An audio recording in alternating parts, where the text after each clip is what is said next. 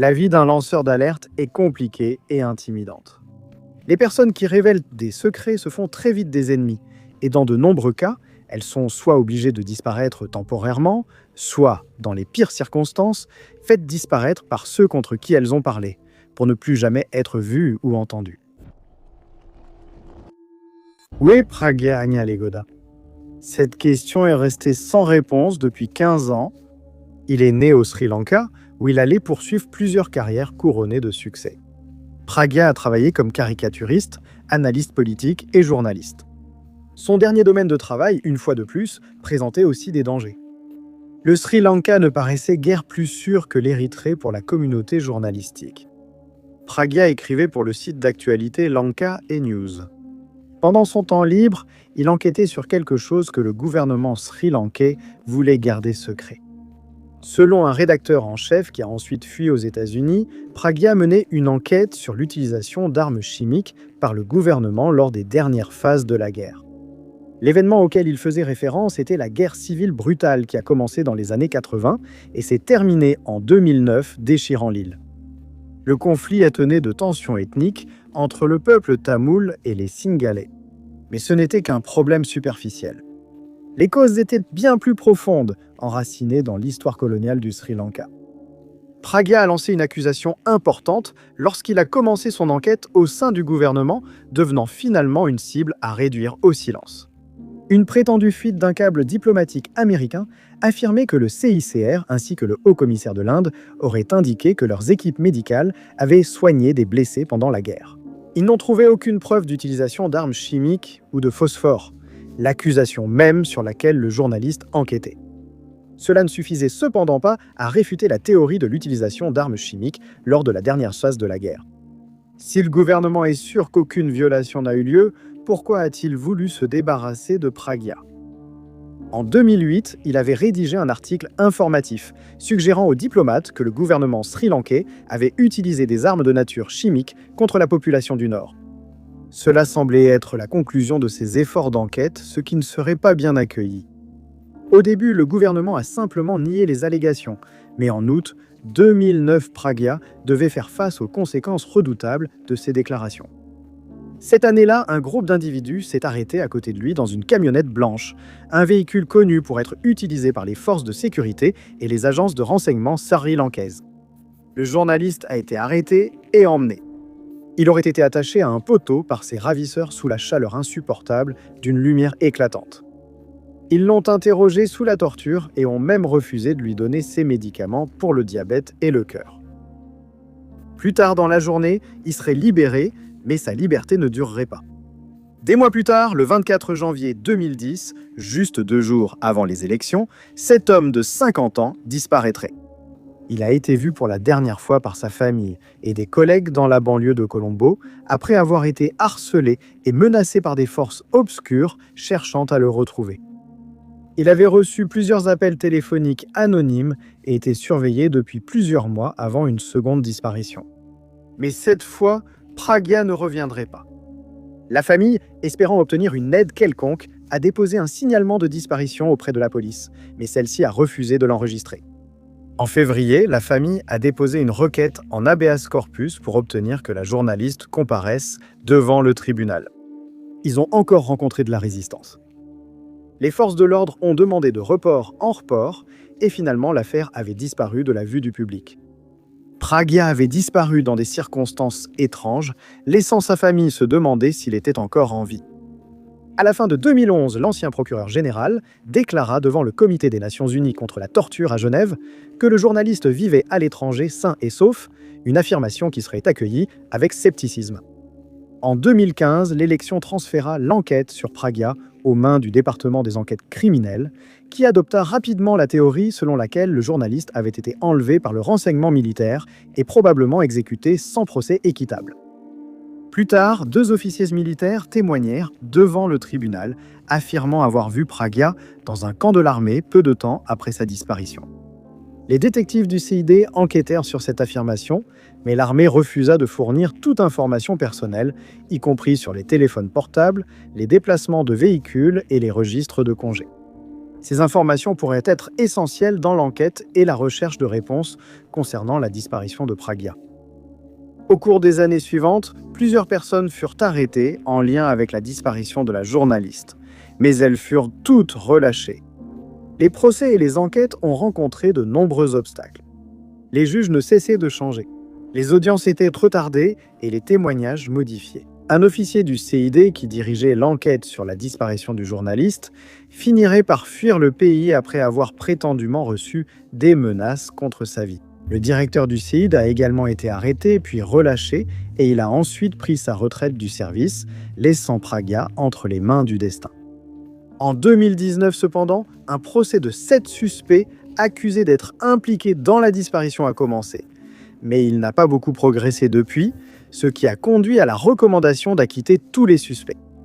Depuis sa disparition, la famille de Pragya a été confrontée à un harcèlement et à des menaces constants alors qu'elle poursuit ses recherches. La quête de réponse a été vaine. Le journaliste demeure de façon inquiétante, porté disparu, et la justice n'a pas encore été rendue.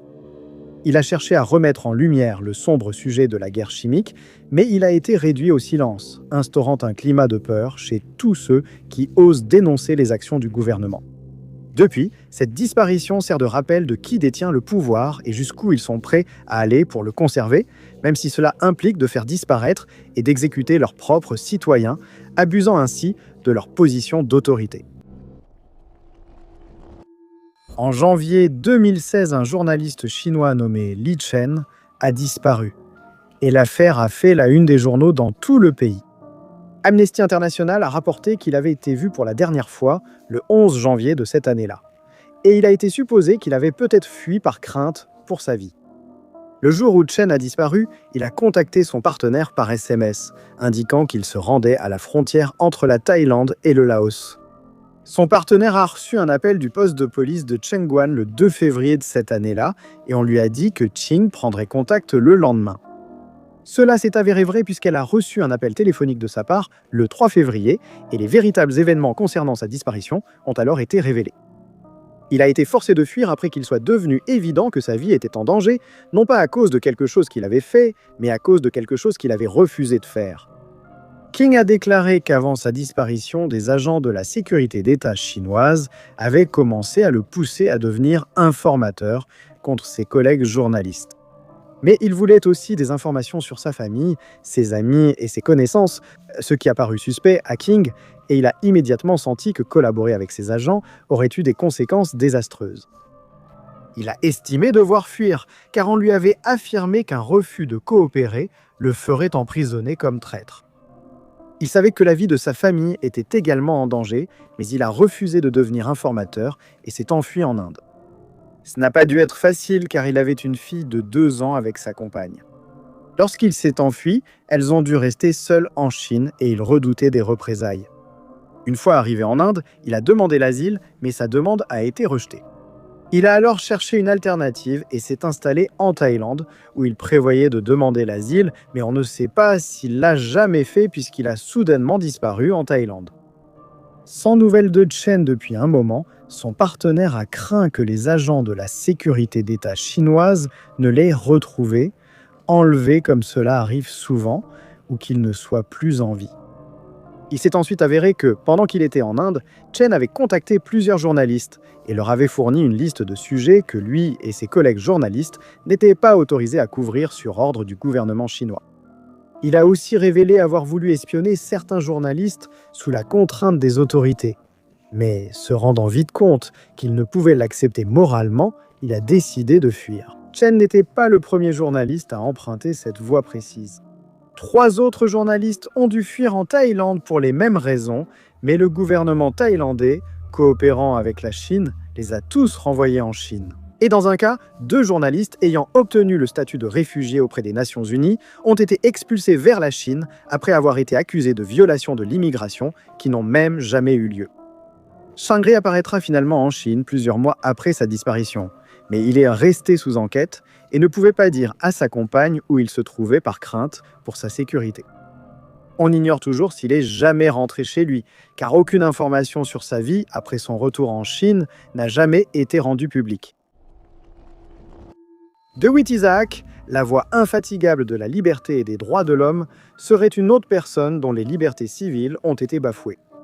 Le dramaturge, journaliste et écrivain est né à Asmara, mais il a fui la région lors du conflit armé de 1985 qui a opposé le Front de libération du peuple érythréen à l'armée éthiopienne. En 1992, il obtiendrait la citoyenneté suédoise, mais il n'a jamais oublié d'où il venait. Son identité culturelle était restée essentielle pour lui. DeWitt se répétait un mantra. N'oublie pas ta langue, ton pays, tes racines, une phrase qui finirait par le ramener chez lui. Une fois le chaos dissipé, l'Érythrée avait obtenu son indépendance. Le journaliste en herbe est revenu et ce qui a suivi fut la concrétisation de ses passions. À Asmara, l'amour du théâtre de DeWitt l'a conduit vers un groupe local d'acrobates et le théâtre des enfants Shewit. Son nom deviendrait célèbre après la sortie de Les 30 000, une nouvelle qui a été sensationnalisée à la radio. Il a alors débuté une carrière dans le journalisme après une nouvelle loi autorisant la propriété privée des presses écrites.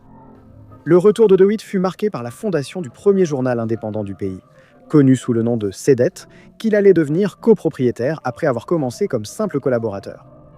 Ses articles et reportages ne lui apportèrent aucun soutien du gouvernement. Ses écrits révélaient un problème urgent et croissant qui persistait. DeWitt, parmi d'autres personnalités notables, commença à s'exprimer et ses prises de parole regorgèrent de critiques. L'activiste attirait de plus en plus l'attention sur les pratiques autoritaires injustes et inéquitables du gouvernement.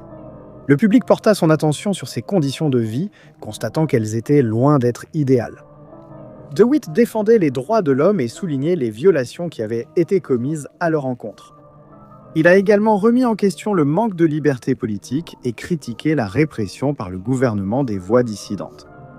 Lui et son groupe de journalistes ont appelé le gouvernement à respecter les promesses de la démocratie, exigeant que le président organise les toutes premières élections générales du pays. Et ils ont plaidé pour la mise en œuvre de la Constitution telle qu'elle avait été proposée après l'indépendance de l'Érythrée. Ils ont également défié directement la direction autoritaire que prenait le pays et ont tenu le gouvernement responsable de ses agissements. Cette révélation a été une source d'embarras pour les dirigeants de l'Érythrée, qui ont remarqué un changement chez les civils, lesquels ont eux aussi commencé à plaider pour leur propre liberté en conséquence. La réaction aux critiques de DeWitt a été tout sauf légère. Le gouvernement a lancé l'une des plus grandes et brutales répressions du pays. Plusieurs journalistes seraient arrêtés en même temps que le groupe G15, un groupe de hauts fonctionnaires du gouvernement qui avait rédigé et signé des lettres critiques exigeant la tenue d'élections. C'est en septembre 2001 qu'au milieu de la répression, DeWitt serait menotté et escorté loin du regard du public. Les années suivantes, il resta en prison tandis que le public s'inquiétait pour sa sécurité et se demandait s'il vivait encore. À la suite de la disparition forcée et de la répression brutale, plusieurs médias indépendants seraient fermés de force. Cela incluait Cédette, qui reste définitivement fermé. En 2005, ils auraient enfin la confirmation de la question lorsque DeWitt fut libéré de prison, ce qui lui permit d'accéder à des soins médicaux. Mais seulement 2 jours plus tard, il serait de nouveau arrêté, et cette fois, on ne le reverrait jamais. Depuis 2005, il s'est vu refuser l'accès à sa famille, ses amis, ses collègues et même à son avocat, ce qui viole clairement les droits de l'homme. Non seulement DeWitt a été coupé du monde extérieur, mais il n'a même pas comparu devant un tribunal, aucune accusation formelle n'a été portée contre lui et aucune procédure en bonne et due forme n'a été engagée. Pourtant, il reste emprisonné selon certaines sources. Des questions sur sa localisation ont continué à circuler 20 ans plus tard, sans qu'aucune réponse claire n'émerge. Au début des années 1960, Elizabeth Lawson, originaire d'Écosse, travaillait comme jeune fille au père à New York lorsqu'elle est tombée enceinte. Elle a finalement donné naissance à une fille qu'elle a appelée Paula et a dû l'élever seule, puisque le père de Paula n'était plus dans sa vie. Peu après la naissance de Paula, Elizabeth est retournée en Écosse, mais a refusé de dire à ses parents qui était le père de Paula. Sa famille avait resté perplexe, mais a choisi de ne pas insister et de laisser les choses ainsi. Comme prévu en grandissant, Paula a aussi commencé à poser des questions sur son père. Cela mettait souvent Elizabeth dans une colère noire, et elle disait simplement à sa fille de se taire, recevant souvent une gifle en retour. Il était évident qu'Elizabeth cachait quelque chose à sa famille, mais elle restait muette et refusait simplement d'en parler à qui que ce soit. Paula s'est finalement installée à Fife, en Écosse, après le décès d'Elizabeth, et elle a profité de l'occasion pour faire des recherches sur l'identité de son père. Elle a décidé de soumettre son ADN à un laboratoire de généalogie, et lorsqu'elle a reçu les résultats, elle a été surprise de découvrir qu'elle avait des proches qui vivaient aux États-Unis. Sa mère n'avait jamais parlé de famille là-bas, ce qui l'a immédiatement intriguée. Des recherches plus approfondies ont révélé que le nom de son père était Billy Elson Lawson, un homme qui avait mystérieusement disparu après qu'on ait découvert qu'il était un informateur de la police qui avait révélé beaucoup d'informations sur la mafia. Il devait savoir que si son secret était un jour révélé aux membres du milieu criminel, il serait en grand danger. Durant un temps, il a recueilli des informations sans être démasqué comme informateur. Mais à un moment donné, après sa rencontre avec Elizabeth, quelqu'un dans la mafia a découvert ses véritables intentions. Et il a été décidé qu'il devait être éliminé. Les détails de l'incident étaient inconnus, mais il était sûr qu'un tueur à gages avait été envoyé après Billy, qui n'a survécu qu'en s'échappant de justesse. Il lui serait impossible de rester à New York puisqu'il était désormais connu de tous les criminels liés à la mafia. Et sachant que ce n'était qu'une question de temps avant qu'il ne le rattrape, il décida de fuir au Texas. Là-bas, il épousa une femme, mais après l'échec du mariage, il s'installa dans le New Jersey. Il s'est remarié là-bas, mais ce mariage n'a pas duré. Il s'est installé en Arkansas, où il a vécu le reste de sa vie. Paula apprendrait plus tard qu'aucune des épouses de Billy n'a jamais découvert son passé dangereux, mais elle avait besoin d'en savoir plus sur son père. Elle a retrouvé et parlé à plusieurs membres méfiants de la famille de Billy, mais a finalement obtenu quelques réponses. Elle a appris qu'après que Billy ait été démasqué comme informateur, quelqu'un avait placé un engin explosif dans son appartement, mais lorsqu'il a explosé, il n'était pas chez lui. Elizabeth semblait savoir pour son travail avec la police et a juré de ne jamais divulguer où était Billy ni la raison de sa disparition. Paula a découvert qu'en 2009, on avait diagnostiqué à Billy une pneumonie et un cancer du pancréas. Et il est décédé peu de temps après, alors qu'il vivait encore en Arkansas. L'idée que l'activisme soit une activité dangereuse est un sujet dont on parle rarement. Le terme défenseur des droits de l'homme désigne aussi bien des individus que des groupes. Ces personnes militent activement et collectivement pour la protection des droits de l'homme. Ces manifestations, aussi pacifiques soient-elles, comportent souvent des risques cachés qui forment un réseau complexe de dangers. Non seulement il existe des préoccupations liées à la sécurité physique au sein du mouvement, mais il y a aussi des risques pénaux et juridiques.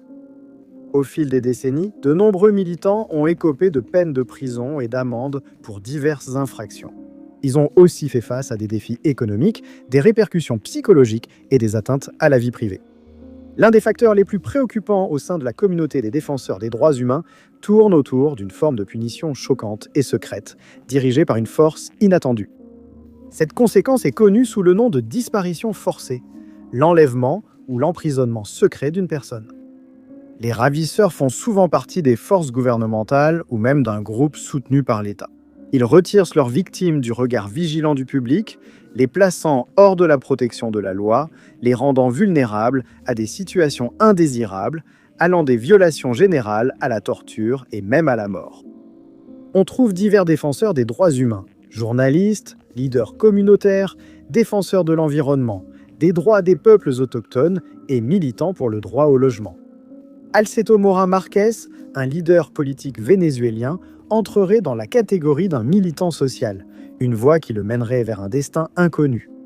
Alceto s'est longtemps battu pour le changement, consacrant une grande partie de sa carrière politique à la défense de l'équité et de la justice sociale.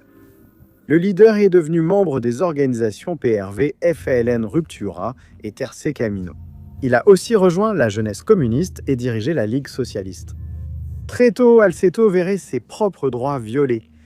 Sa position politique a conduit à sa détention pendant 6 mois par la Direction générale des services de renseignement et de prévention, également connue sous le nom de DISIP. Pendant sa détention, l'activiste a été soumis à de graves tortures, ce qui l'a laissé édenté. Cela ne suffirait pas à dissuader l'homme de sa position et son engagement à continuer. L'histoire d'Alceto commencerait en 2013 lorsqu'il a dénoncé et condamné un autre acte contre les droits de l'homme, le réseau de contrebande d'essence et de diesel. En août de cette année-là, il travaillait comme secrétaire général de la gouvernance au sein du gouvernement de l'État de Mérida. Il a commencé à exprimer ses opinions sur les réseaux sociaux, critiquant le gouvernement et dénonçant un prétendu réseau de contrebande d'essence impliquant des responsables de Petróleos de Venezuela. La contrebande d'essence fait référence au commerce illicite de l'essence subventionnée du Venezuela vers n'importe quel pays voisin, principalement vers le Brésil et la Colombie. Ce commerce illégal est rentable à cause du prix élevé du carburant dans les autres pays. La contrebande mènerait à l'effondrement de l'industrie pétrolière et à une pénurie de carburant. Alcedon était extrêmement vocal à propos de ce commerce illégal et pointait du doigt des hauts responsables, affirmant qu'ils exploitaient le carburant du Venezuela et par conséquent les droits des civils. 2 ans après sa quête de justice concernant cette révélation, il semble que le gouvernement en ait finalement eu assez. C'était le 27 février 2015 lorsque l'activiste a quitté son domicile pour se rendre au travail tôt le matin. Ce serait la dernière fois que quelqu'un le verrait vivant. Quelques instants plus tard, les membres de sa famille recevraient un message indiquant que des agents du service de renseignement militaire le détenaient, suggérant que cela était lié aux enquêtes sur l'affaire de contrebande de gaz.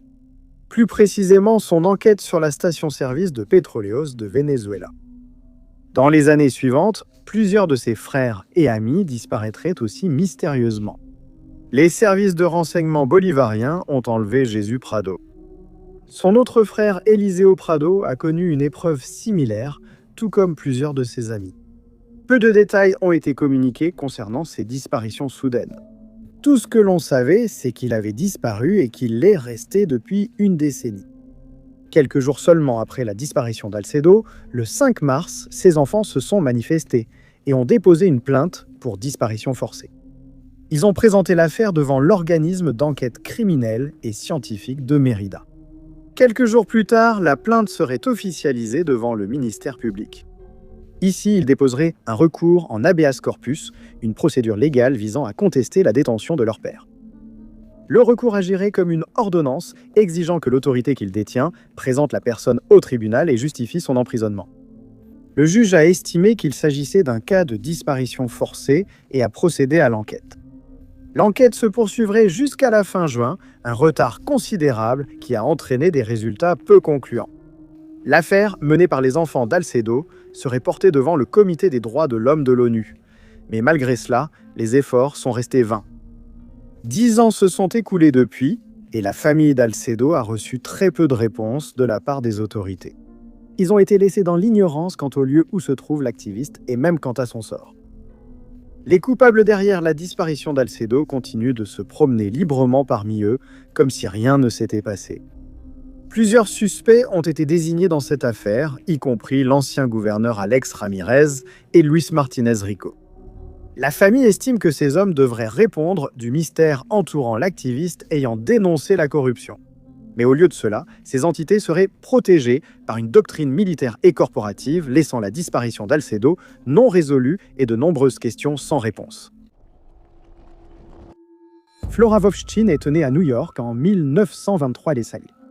Adulte, elle a fréquenté l'Université Columbia, l'Université du Wisconsin à Madison et le Barnard College, où elle est devenue membre de l'Union des étudiants américains.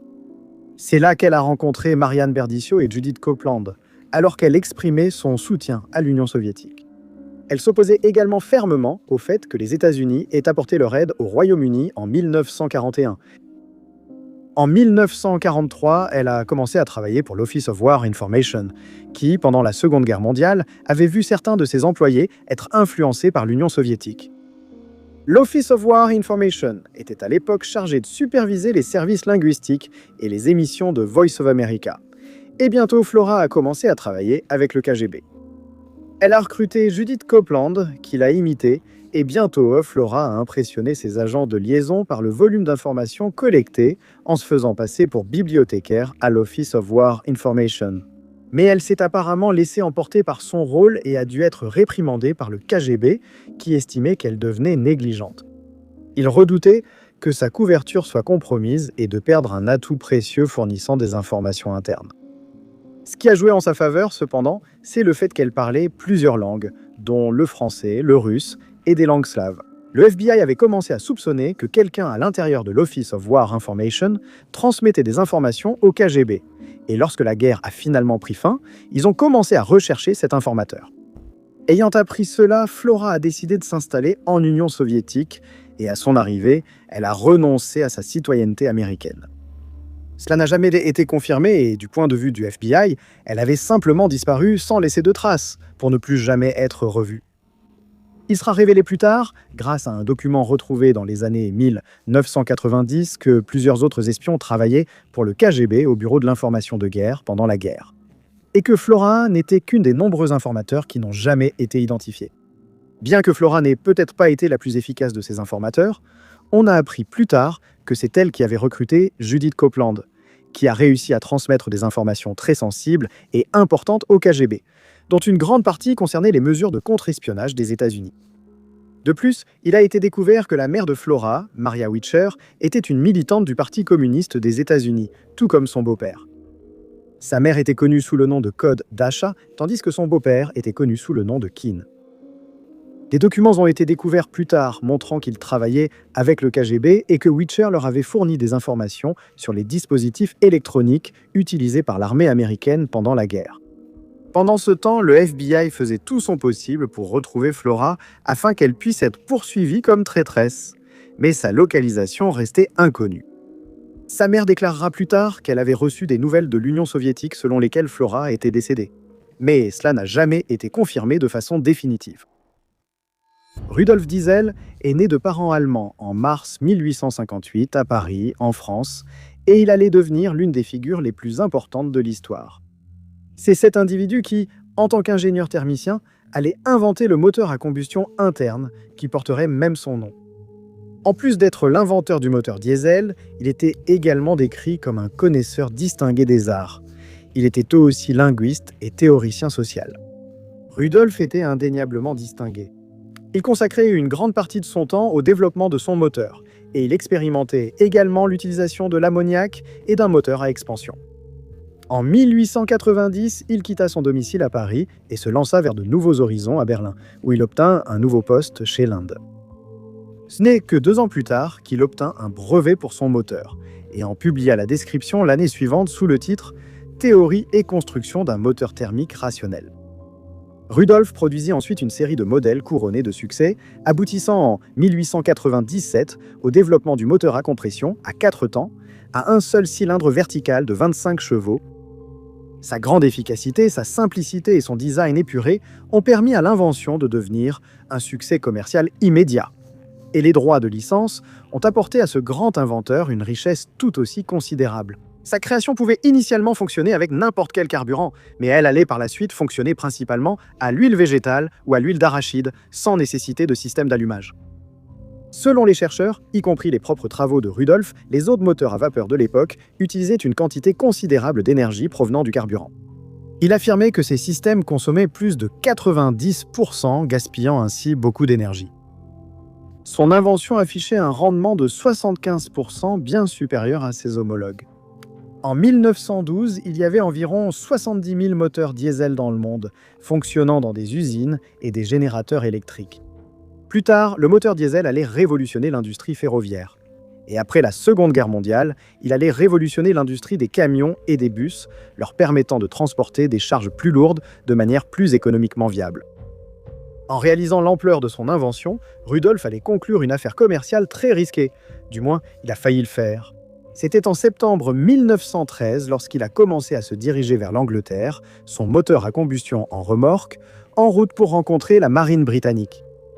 Rudolf a agi principalement pour vendre sa création aux Britanniques, afin qu'ils installent son moteur dans leurs sous-marins. L'Allemagne voyait évidemment l'invention comme un moyen de prendre l'avantage. Le fait que cela tombe entre les mains de leurs ennemis et rivaux était clairement un geste risqué. Mais Rudolf possédait son invention et pouvait, en fin de compte, en faire ce qu'il voulait. Mais sa décision n'a peut-être pas été bien accueillie par son gouvernement, selon les théories entourant sa disparition prématurée. C'est le 29 septembre que l'inventeur monta à bord du Dresden, un paquebot à vapeur qui partit de Belgique et se dirigea lentement vers Harwich, en Angleterre. Il passa la soirée à passer la soirée avec ses collègues et se retira dans sa cabine vers 22 heures. Ce fut la dernière fois que quelqu'un vit Rudolf vivant. Le lendemain matin, sa cabine fut retrouvée étrangement vide, son lit n'ayant pas été utilisé.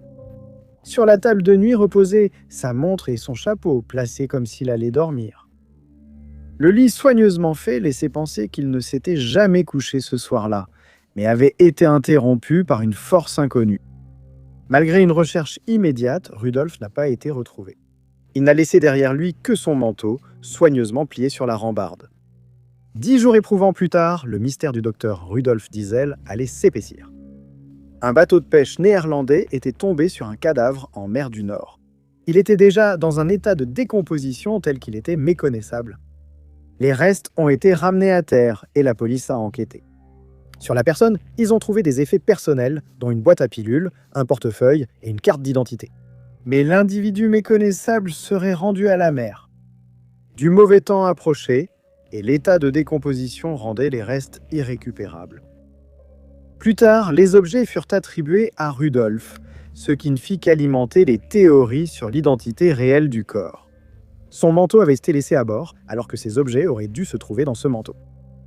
Ils avaient été placés dans les poches de son pantalon pour être retrouvés. Certains ont émis l'hypothèse que ces détails laissaient penser qu'il avait peut-être été enlevé et que sa mort avait été mise en scène.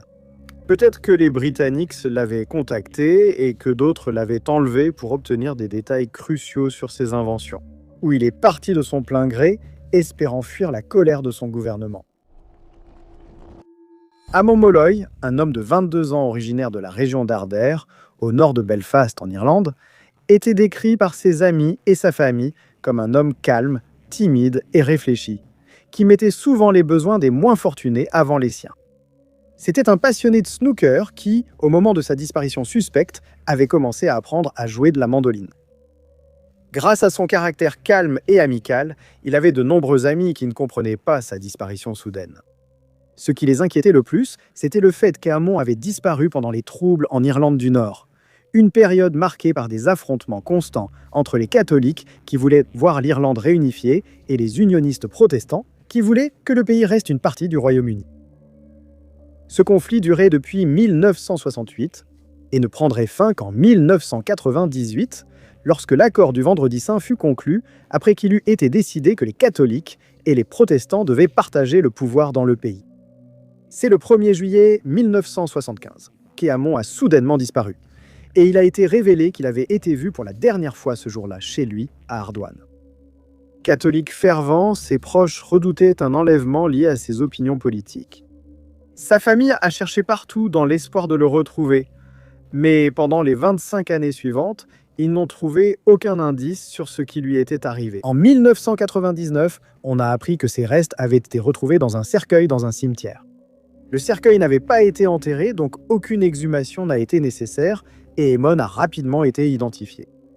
Après la tenue de ses funérailles, la vérité sur sa disparition a finalement éclaté lorsque sa famille a reçu la visite d'un prêtre. Il a déclaré qu'en 1975, il travaillait dans le comté de Louth, lorsqu'une nuit, un groupe d'hommes est arrivé chez lui et a frappé à la porte. Ils lui ont dit que quelqu'un avait été grièvement blessé dans un accident de voiture à proximité et qu'un patient avait demandé un prêtre. Il a accepté de les accompagner, mais alors qu'il était emmené loin de chez lui, on lui a dit qu'en réalité, il allait voir un prisonnier qu'il pensait être un informateur. Il devait être exécuté et avait donc besoin d'un prêtre pour entendre sa dernière confession. Il a ensuite été emmené dans une caravane située dans un endroit isolé, et c'est là qu'il a vu Amon pour la première fois. Ses mains et ses pieds étaient attachés et il était visiblement bouleversé, ayant été informé de son sort imminent. Le prêtre a décidé de ne pas aller à la police par crainte pour sa propre sécurité. Amon avait enfin été retrouvé, mais il a été révélé plus tard qu'il n'était qu'une des dizaines de personnes enlevées par l'armée républicaine irlandaise, dont beaucoup ont subi le même sort qu'Amon. En 1921, Mauro de Mauro, le futur commissaire adjoint de police, est né en Italie. De 1943 à 1944, il a exercé les fonctions de commissaire. Puis, après la Seconde Guerre mondiale, il s'est installé à Palerme et a entamé une nouvelle carrière. C'est là qu'il a consacré sa vie au journalisme. Mauro allait révéler à quel point il était un journaliste exceptionnel et il travaillerait pour plusieurs journaux grâce à cela. Finalement, il arriverait à l'Ora, le journal historique de gauche connu pour ses reportages sur le mouvement anti-mafia. C'est ce travail qui allait causer des ennuis à Moro et servir plus tard de base à sa disparition inquiétante. En commençant son travail à Lora, le journaliste d'investigation allait opérer un changement inattendu. Après un passé controversé de soutien au régime fasciste de Mussolini et son affiliation à la République sociale italienne, il allait devenir en quelque sorte un activiste contre tout cela. En commençant sa carrière dans le journal à orientation communiste, Maro allait rejoindre une équipe d'investigation qui non seulement exposerait la corruption en politique, mais traiterait aussi de la mafia sicilienne. Ce travail comportait ses dangers inhérents. Il demandait aux journalistes d'enquêter sur des sujets controversés, souvent ignorés dans la ville. Les rédacteurs n'avaient aucune protection de la part des autorités et leurs identités n'étaient jamais dissimulées, ce qui faisait d'eux des cibles faciles. Moro s'est retrouvé à devenir l'une de ces cibles. Il rapportait des activités liées à la mafia et au trafic de stupéfiants. Il était évident qu'il finirait par attirer l'attention du gang, et il ne s'est pas vraiment aidé non plus lorsqu'il a publié une carte détaillée de la mafia, corroborée par le repenti Tommaso Buscetta. Ces révélations portaient principalement sur la corruption locale, la mafia sicilienne et le trafic de stupéfiants, faisant de lui une cible de choix pour ceux qui voulaient le réduire au silence. Malgré ces risques, cependant, Moro poursuivrait son travail et a même remporté le prestigieux prix Premiolino pour ses enquêtes. En 1970, cependant, son travail allait brusquement s'arrêter. Son destin a été scellé au moment où il a commencé à enquêter sur la mort mystérieuse du président de la compagnie pétrolière publique italienne, connu sous le nom d'ENI. Le président était Enrico Mattei, qui, en 1962, a trouvé une fin tragique dans un accident d'avion survenu dans des circonstances suspectes. Moro allait être convaincu que l'appareil avait été saboté et a suggéré que la mafia avait sans aucun doute quelque chose à voir avec cela. Il n'a pas fallu longtemps avant que son enquête commence à prendre de l'ampleur dans les mois précédant le 16 septembre. Ce n'est que quelques jours plus tôt qu'il a fait une annonce excitante à ses collègues de l'Allora. « J'ai un scoop qui va secouer l'Italie », affirmait-il. Ce n'est que quelques soirées plus tard, alors que Moro rentrait chez lui par la Via del Magnoli, que sa fille, Franca, allait être témoin de quelque chose de terrifiant. Elle a vu son père se retrouver soudainement en compagnie de plusieurs hommes inconnus. Ils sont ensuite montés dans sa BMW et sont partis. La voiture serait bientôt retrouvée, mais il n'y avait aucune trace de Moro nulle part, ni aucun indice permettant de savoir où il se trouvait. Le journaliste avait disparu, visiblement enlevé, sans doute en lien avec ses enquêtes et ses découvertes révolutionnaires. La police a supposé que la mafia avait mis fin à ses jours. Mais les recherches du corps ont laissé ce mystère entier car il n'a jamais été retrouvé. Au fil des années, d'autres théories ont commencé à émerger, reliant la disparition de Moro à son enquête sur Mattei ou à des activités mafieuses, et suggérant même qu'il s'agissait d'un coup d'État raté de l'extrême droite. Alors que les autorités tentaient d'enquêter sur chacune de ces pistes, elles se retrouvaient souvent confrontées à des obstacles, ce qui a conduit à des accusations selon lesquelles certains individus au sein de la police italienne et des services secrets auraient contribué à entraver les investigations. En 1994, le repenti Buscetta suggéra que Moro aurait pu être une victime de la mafia après avoir découvert la vérité sur la mort de Mattei. Mais d'autres témoignages suggèrent également que le journaliste avait eu connaissance des plans de coup d'État et que sa connaissance de ces informations faisait de lui une menace pour les différentes factions, y compris des membres de la mafia ainsi que des néofascistes. Une enquête ultérieure suggérera que la disparition de Moro, que l'on pense avoir abouti à sa mort, était due à sa connaissance d'une conspiration. Le procureur a suggéré que la mafia voulait empêcher Moro de révéler la conspiration entre le gang, les néofascistes et les espions présumés qui tentaient de fomenter le coup d'État. En 2001, une enquête judiciaire a conduit à la réouverture de l'affaire, et seulement 5 ans plus tard, elle a fait l'objet d'une enquête pour homicide, menant à un procès dans lequel le chef de la mafia Salvatore Riina est devenu le principal accusé. Il a été suggéré que le journaliste d'investigation avait subi les foudres de la mafia, mais sans corps ni preuves matérielles, son affaire reste finalement un mystère. Les preuves dans cette affaire sont circonstancielles et fondées uniquement sur du oui-dire. La vérité sur la disparition du journaliste reste floue et entourée de mystères. Dans l'esprit de la plupart des gens, différentes agences de maintien de l'ordre travaillent ensemble pour résoudre les crimes et assurer la sécurité du public. Mais ce n'est pas toujours le cas. Parfois, une de ces agences essaiera de s'immiscer dans une enquête menée par une autre, afin de dissimuler ses propres méfaits. C'est ce qui s'est passé dans l'affaire impliquant un détenu nommé Anthony Brown. Pendant qu'il était incarcéré à Los Angeles, le FBI a commencé à se méfier de plusieurs adjoints du shérif de Los Angeles, qui semblaient impliqués dans la corruption, mais ils n'avaient aucun moyen de le prouver. Ils ont décidé de monter une opération d'infiltration dans la prison et ont contacté Anthony Brown pour vérifier sa volonté de coopérer avec l'agence. Il a accepté la mission de rassembler des preuves contre ses adjoints pour qu'ils soient traduits en justice. Toute information qu'il avait pour le FBI était transmise par téléphone. Mais dès qu'Anthony Brown a commencé à fournir de telles informations, le bureau du shérif a commencé à écouter ses appels et la panique s'est installée. Les appels ont été retracés jusqu'au FBI. Craignant d'être exposés comme les criminels qu'ils sont, les adjoints ont élaboré un plan pour assurer le silence d'Anthony Brown. Pour le FBI, il semblait qu'il avait soudainement disparu et ils n'ont pas pu le localiser, même après avoir demandé aux responsables où se trouvait Anthony Brown. Il avait déjà révélé que la prison où il était détenu était très mal gérée et qu'aucun effort n'était fait pour améliorer les conditions là-bas. De nombreux détenus étaient soumis à des passages à tabac, souvent sans provocation. Ironiquement, un agent infiltré du FBI avait réussi à faire entrer un téléphone portable dans la cellule de Brown après avoir conspiré avec un gardien de prison corrompu qui avait accepté un pot de vin de 1 500 $ pour enfreindre les règles. L'opération avait bien commencé, mais elle s'est arrêtée brusquement lorsque Brown a soudainement disparu. Pendant 18 jours, le FBI a tout fait pour le localiser, mais ils n'ont pas réussi à obtenir la moindre information sur sa localisation et se sont heurtés en permanence à l'obstruction du personnel pénitentiaire et des adjoints du shérif. On craignait que sa vie ait pris fin à l'intérieur de la prison et que cela soit dissimulé par les autorités. Mais cela ne pouvait évidemment pas être prouvé. On apprendra plus tard que Brown avait collecté des informations sur le trafic de substances illicites, les combats organisés et d'autres activités corrompues en prison. Après qu'un adjoint ait trouvé le téléphone portable de contrebande dans une cellule, on l'a fait disparaître. D'abord, son nom a été changé dans le registre de la prison, puis il a été retiré de sa cellule et emmené ailleurs. Les registres de la prison indiquaient que Brown avait été libéré par le bureau du shérif.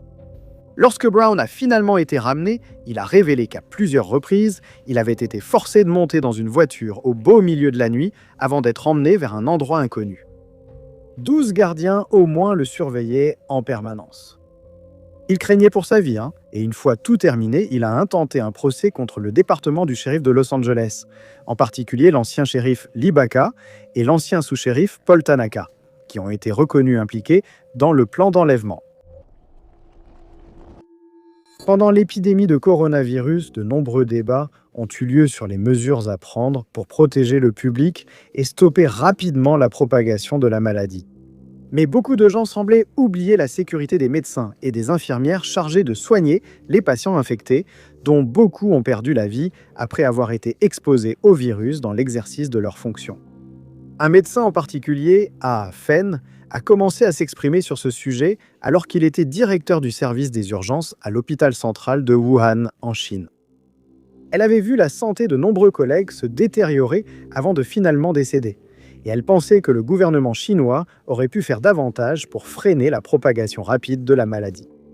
Elle a critiqué les autorités médicales après avoir appris la suppression des premiers signes d'alerte de la pandémie. Et cachée au public, elle s'est assurée de le mentionner lors de son interview avec le magazine Renwu. L'interview a ensuite été mise en ligne sur Internet et presque immédiatement, les censeurs chinois ont commencé à supprimer la vidéo des sites où elle pouvait être visionnée. Il était clair qu'A avait touché un point sensible, mais elle avait encore des informations à révéler. Elle a déclaré qu'en décembre 2019, elle avait commencé à remarquer que plusieurs patients dont elle s'occupait présentèrent des symptômes inquiétants semblables à ceux du SRAS.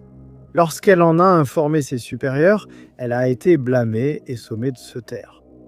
Peu après, ses craintes se sont confirmées avec l'apparition du premier cas de Covid-19. Quelques mois plus tard, 4 médecins de l'hôpital étaient décédés. À ce moment-là, plus de 3000 personnes en Chine avaient succombé à la maladie. Et A, ainsi que de nombreux autres médecins, ont commencé à dénoncer les mauvaises conditions à Wuhan. Ses supérieurs ont ensuite déclaré qu'on avait dit à A de garder ses inquiétudes pour elle, car l'hôpital ne voulait pas provoquer de panique parmi le public. Mais elle a trouvé suspect le fait que l'information ait été complètement cachée, même aux médias.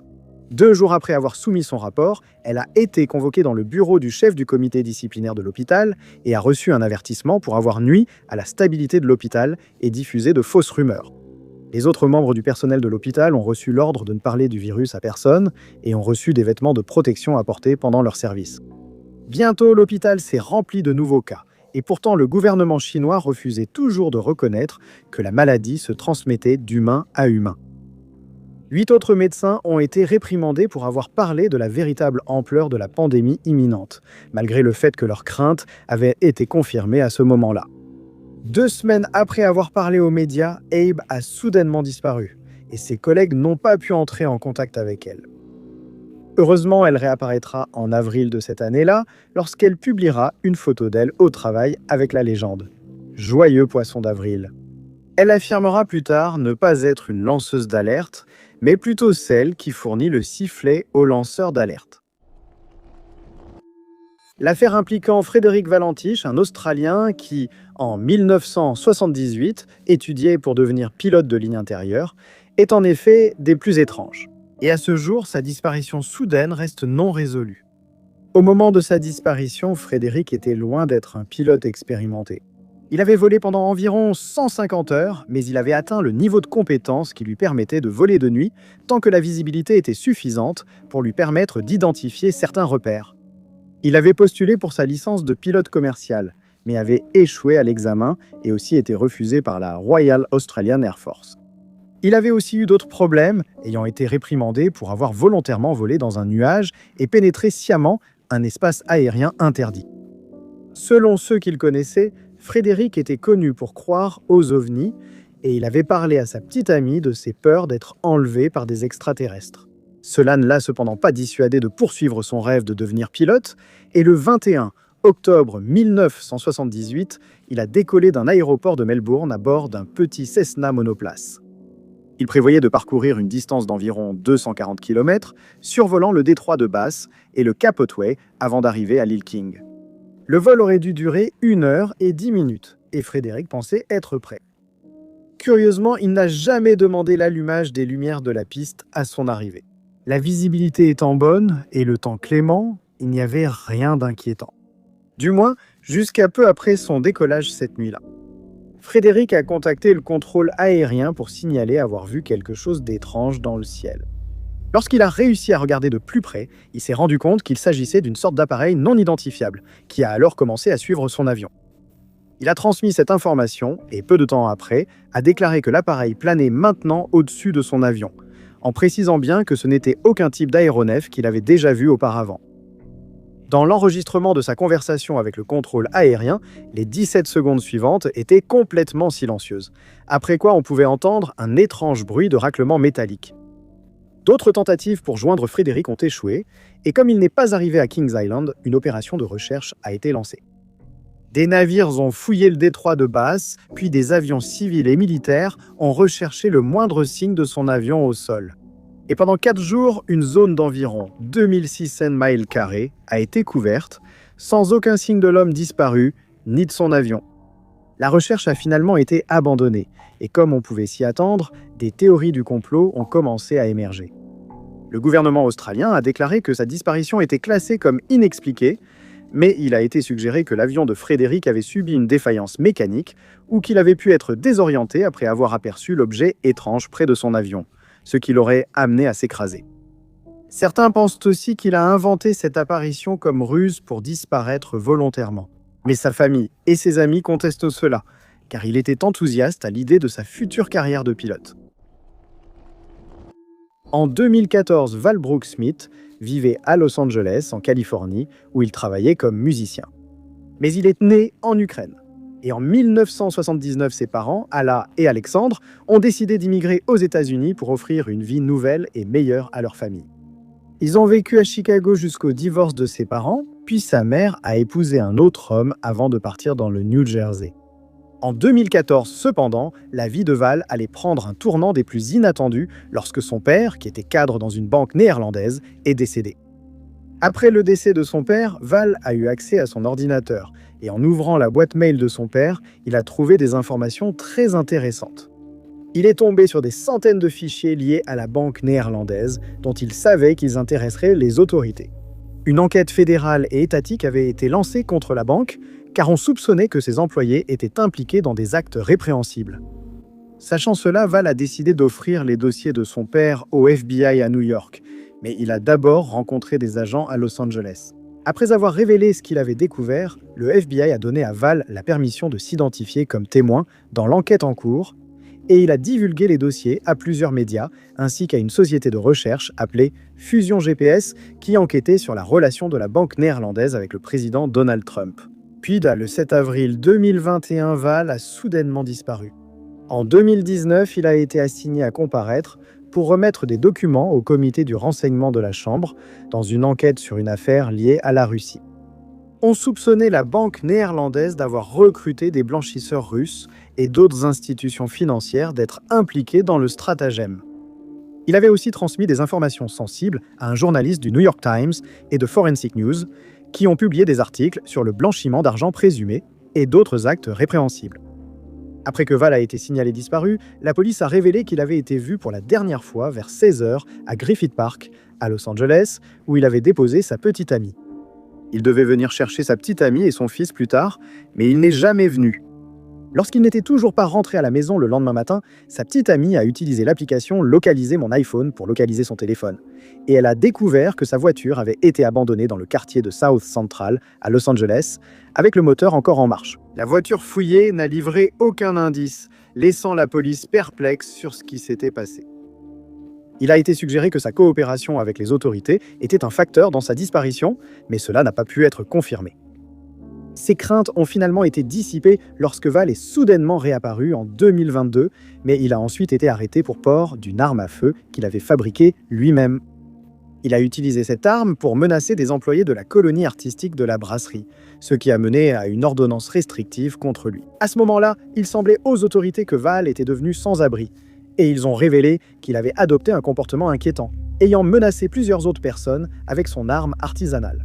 Plus tard, ce même mois, la police a annoncé que Val avait été retrouvé décédé sur le campus du lycée Wilson à El Sereno et il a été déterminé qu'il avait perdu la vie après être tombé d'un arbre et avoir subi des blessures à la tête et à la colonne vertébrale. Beaucoup de gens pensent qu'il ne s'agissait pas d'un accident et le comportement étrange de Val avant sa mort laissait présager quelque chose de plus sinistre. Mais cela n'a jamais été confirmé et la véritable cause de sa disparition soudaine reste inconnue. La pandémie de Covid-19 qui a éclaté en 2019 a touché le monde entier car les gens ont été forcés de se confiner, n'étant autorisés à sortir de chez eux que dans des circonstances spécifiques et devant porter des masques dès qu'ils se trouvaient en public. Les membres du public étaient de plus en plus inquiets à mesure que le nombre de patients infectés commençait à augmenter de façon spectaculaire et beaucoup ont décidé de mener leurs propres enquêtes. Un citoyen chinois nommé Fang Bin a pris l'initiative de chercher des réponses et il s'est rapidement retrouvé dans de gros ennuis. Fang a commencé à filmer à Wuhan, où l'épidémie avait débuté afin de révéler la vérité au monde. Il a commencé à publier ses vidéos sur YouTube afin d'obtenir le plus de visibilité possible, un acte fortement désapprouvé par le gouvernement chinois. Il était déjà apparu que le gouvernement n'avait pas été totalement honnête au sujet de l'épidémie, et qu'il y avait eu un retard de 3 semaines entre l'identification de la maladie et l'annonce de la vérité sur sa propagation rapide. Mais ce n'était que la partie émergée de l'iceberg. À une occasion, Fang s'est rendu dans un hôpital de la région et a filmé les couloirs surpeuplés où de nombreuses personnes n'étaient pas soignées en raison du nombre élevé de patients. Encore plus inquiétantes étaient ces images montrant de nombreux patients morts chargés dans une camionnette. Dès la mise en ligne de cette vidéo, la panique a gagné les résidents chinois, jusque-là tenus dans l'ignorance. Dans l'une des dernières vidéos qu'il a mises en ligne, il montrait des images de policiers en civil encerclant sa maison, puis il a soudainement disparu. Pendant presque 3 ans, personne n'avait la moindre idée de ce qui était arrivé à Fei. Et sa famille, ainsi que ses abonnés YouTube, craignaient qu'il ait été enlevé ou réduit au silence par le gouvernement chinois. Il a été révélé plus tard que lui et plusieurs autres lanceurs d'alerte avaient été arrêtés pour garantir leur silence sur la pandémie. Accusé d'avoir cherché querelle et provoqué des troubles, il a reçu l'ordre de ne parler à personne durant son incarcération. En 2023, il a finalement été révélé qu'il serait libéré de prison, mais il est resté sous la surveillance du gouvernement. Normalement, une personne accusée de ce crime ne peut être détenue que pendant 6 mois, mais Fang est resté en prison pendant 3 ans avant d'être autorisé à réintégrer la société. Ross Alderson a travaillé pour la British Columbia Lottery Corporation de 2008 à 2017. Et juste avant sa démission et sa mystérieuse disparition, il occupait le poste de directeur du blanchiment d'argent et des enquêtes. Sa démission a suivi des irrégularités qu'il a constatées en travaillant pour la société. Et en 2017, il a décidé de transmettre directement ses découvertes aux médias. Il avait découvert une opération de blanchiment d'argent complexe au sein de l'entreprise et a décidé de faire son devoir en signalant ses découvertes. Il a indiqué qu'il avait remarqué, à un moment, la livraison de grosses sommes en petites coupures à de gros joueurs dans les casinos. L'argent était souvent emballé en paquets ou livré dans des véhicules qu'il ne reconnaissait pas. L'un des établissements en question était le casino River Rock à Richmond, en Colombie-Britannique. Et lui, avec quelques autres enquêteurs, a décidé d'examiner de plus près les activités du casino. Ils ont commencé à croire que l'argent était apporté au casino par des membres du milieu criminel, puis distribué à de gros joueurs qui y jouaient. C'était le moyen idéal de blanchir de l'argent, et Ross savait qu'il devait agir pour y mettre fin. Un jour, alors qu'il se trouvait dans le casino, il a remarqué qu'une transaction suspecte était en train d'avoir lieu. Un paiement de 100 000 $ était effectué en billets de 20 $, ce qui était très inhabituel, et il a décidé d'intervenir. Mais dès qu'il l'a fait, il a été accosté par le directeur du casino, qu'il a ensuite signalé à la British Columbia Lottery Corporation. Il a été convoqué et sommé de cesser d'enquêter sur le casino, car on attendait seulement qu'il observe les activités et fasse un rapport à ses supérieurs. Il lui était aussi interdit de parler aux joueurs dans l'établissement, et il en est vite venu à penser que ses supérieurs faisaient partie du problème. Une enquête plus approfondie a révélé que ces mêmes problèmes avaient été signalés à la société à de nombreuses reprises dans le passé, lorsque des policiers et des enquêteurs avaient remarqué cette activité suspecte. Mais on leur avait dit de cesser de poser des questions ou ils avaient tout simplement été ignorés. Néanmoins, Ross a rédigé un rapport complet en 2015 dans lequel il recommandait que toute transaction supérieure à 20 000 $ devant être versée aux gros joueurs soit d'abord vérifiée par les prestataires de services du casino. Mais sa recommandation est tombée dans l'oreille d'un sourd. Ainsi, en 2017, il a estimé qu'il n'avait plus d'autre choix que de rendre ses découvertes publiques, car il refusait de s'impliquer dans une entreprise criminelle compliquée et dangereuse. En 2020, il a été convoqué devant la commission d'enquête sur le blanchiment d'argent en Colombie-Britannique, mais ne s'est pas présenté. Lorsque personne n'a pu le joindre, de nombreuses autres tentatives ont été faites pour contacter Ross, mais en vain, car personne ne savait où il était passé. Il a ensuite été révélé que Ross s'était installé en Australie après avoir été constamment harcelé à cause de ses déclarations, et il a commencé à craindre pour sa vie et celle de sa famille. Il a finalement présenté ses conclusions à la commission Cullen, par visioconférence en 2021, et ses inquiétudes ont été confirmées. On ignore toujours si quelqu'un a été arrêté à la suite de cela, mais Ross a reçu le prix Peter Bryce pour le leadership éthique et la dénonciation en 2023. Merci beaucoup d'avoir regardé. Si vous avez aimé cette vidéo, n'oubliez pas d'appuyer sur le bouton « J'aime ». N'oubliez pas non plus de vous abonner et de cliquer sur la cloche de notification pour rester informé de toutes nos prochaines vidéos. Mais je m'appelle Top 5 Inconnu et je vous retrouve dans la prochaine vidéo.